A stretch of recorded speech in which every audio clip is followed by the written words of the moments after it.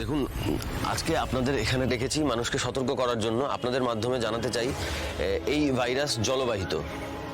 আমাদের ধারণা শিবতলা অঞ্চলের যে জলের ট্যাঙ্কটি রয়েছে সেই জলের ট্যাঙ্কেই এই ভাইরাসটি মিশেছে। তাই এই ট্যাঙ্ক থেকে পাইপলাইনের মাধ্যমে যে সমস্ত অঞ্চলে বাড়িতে বাড়িতে যে জল যাচ্ছে সেই জল যেন কোনোভাবে ব্যবহার না করে, যেন না খান, না সেই জলের মাধ্যমে কোনো রকম ব্যবহার যেন তারা না করেন। জাস্ট দূরে থাকতে হবে এই জল থেকে। আপনারা শুনলেন ডক্টর আদিদেব লাহিড়ীর কথা। তিনি আপনাদের কি সাবধানবাণী শোনালেন? যে জলের এক নাম জীবন, সেই জলই কিন্তু এখন সাক্ষাৎ মানুষের মৃত্যুর কারণ। ডক্টর আদিদেব লাহিড়ী, আপনি তো নিজেই ভাইরাসটা মুম্বাই থেকে আনিয়েছেন, এখন নিজেই বলছেন জলের মধ্যে ভাইরাস আছে। দেখুন, সব পানীয় জলে আছে আমি বলিনি, আমি শুধুমাত্র বলেছি শিবতলার পানীয় জলের যে ট্যাঙ্ক রয়েছে সেটাতে ভাইরাস রয়েছে। ভাইরাস তো আপনার রিসার্চ ল্যাবে, তাহলে সেটা জলের ট্যাঙ্কে আসলো কি করে? আপনি আপনার দোষ ঢাকতে কোনো গল্প সাজাচ্ছেন না তো স্যার? দেখুন, জলে কিভাবে ভাইরাস মিশলো সেটা আমি জানি না, তবে এই মুহূর্তে দাঁড়িয়ে সবাইকে সচেতন করাটা খুব দরকার বলে মনে হয় আমার।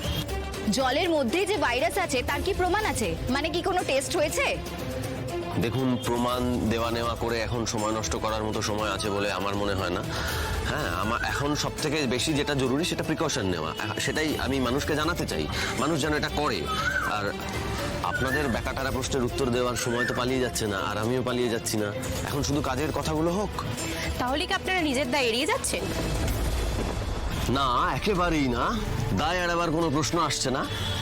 আমরা আগেও বলেছি, আবারও বলছি, আমাদের দুটো প্রবলেম সর্ট আউট করতে হবে। এক হচ্ছে ভ্যাকসিন বানানো, আর দ্বিতীয় হচ্ছে এই নিবোলা 92 যাতে মানুষের মধ্যে ছড়িয়ে না পড়ে সেটা আটকানো, মানুষকে রক্ষা করাটা আমাদের কাজ। দেখুন, ভাইরাস কিভাবে ছড়িয়ে পড়েছে সেটা ইনভেস্টিগেশন করার থেকেও বেশি ইম্পর্টেন্ট হচ্ছে মানুষের জীবন বাঁচানো।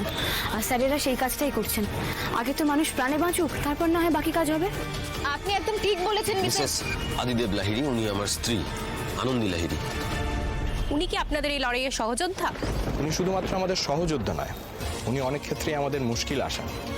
অ্যাকচুয়ালি এই নিবোলা 92টা কিসের মাধ্যমে আসছিল এটাই আমরা বুঝতে পারছিলাম না। অ্যাজ এ রেজাল্ট রোগটা ছড়ানোটাকেও আমরা কন্ট্রোল করতে পারছিলাম না। আমরা ভাবছিলাম এটা বায়ুবাহিত, যে কারণে মাস্ক পরছিলাম, সোশ্যাল ডিস্টেন্সিং মেনটেন করছিলাম। সবটাই আমাদের পূর্ব অভিজ্ঞতা, পূর্ব আইডিয়া থেকে। একদমই তাই। আনন্দী সেই মানুষ যে প্রথম আমাদের বুঝতে সাহায্য করে যে এটা বায়ুবাহিত রোগ নয়, এটি একটি জলবাহিত রোগ।